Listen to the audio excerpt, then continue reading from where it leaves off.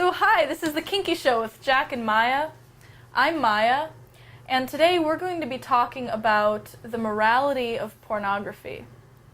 Here at DLH Productions, we're in the business of making pornography. We make bondage-themed videos. So this is a topic that's dear to our hearts, and we're ready, eager, and willing to tackle some difficult questions. So, first of all, I want to ask you, Jack, a common complaint about pornography is that it causes an increase in violent crimes, that somehow when people are exposed to this stuff, it makes them feel validated in acting out some of these violent fantasies.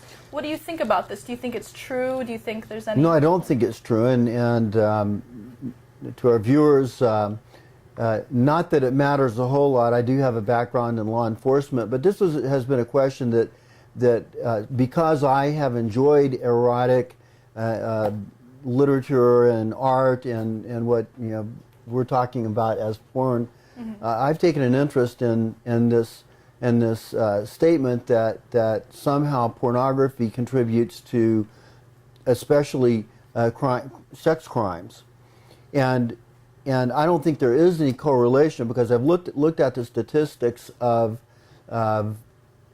porn use versus crime, and there's no more of a relationship between porn use and crime than there is alcohol use and crime, or alcohol use and driving. A small percentage of people who commit sexual crimes are also involved in they like pornography, but pornography is not necessarily a common denominator. Pornography, and the statistics are hard to nail down, Maya, but according to what I can find in the studies, is that it's between a 5 and as much as maybe $10+ billion a year industry. There are millions and millions, and I'd say that perhaps 30 to 50% of adults in America enjoy adult-themed entertainment, pornography.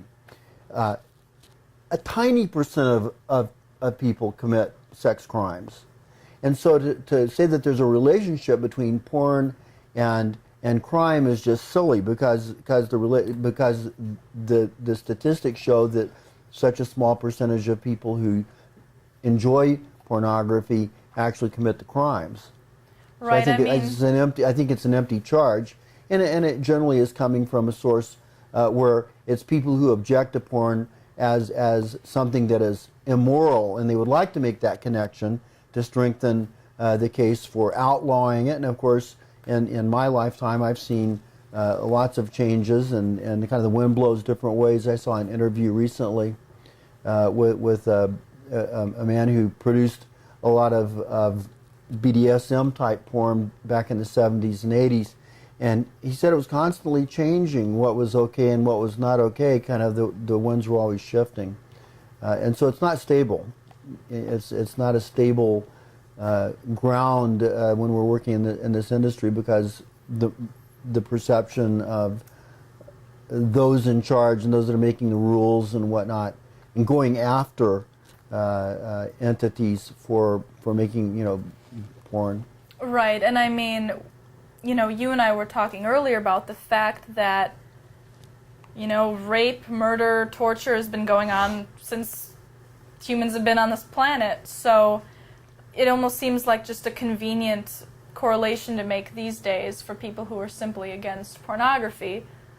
I think that's a very good to say point. that one thing causes another, it's simply, you just can't say that. Humans have always had violent crimes. And, right. Rape. You go to any ancient literature and you see rape as one of those crimes that have been committed long before people had access to pornography. So I just don't see a connection. I think that's a very good point.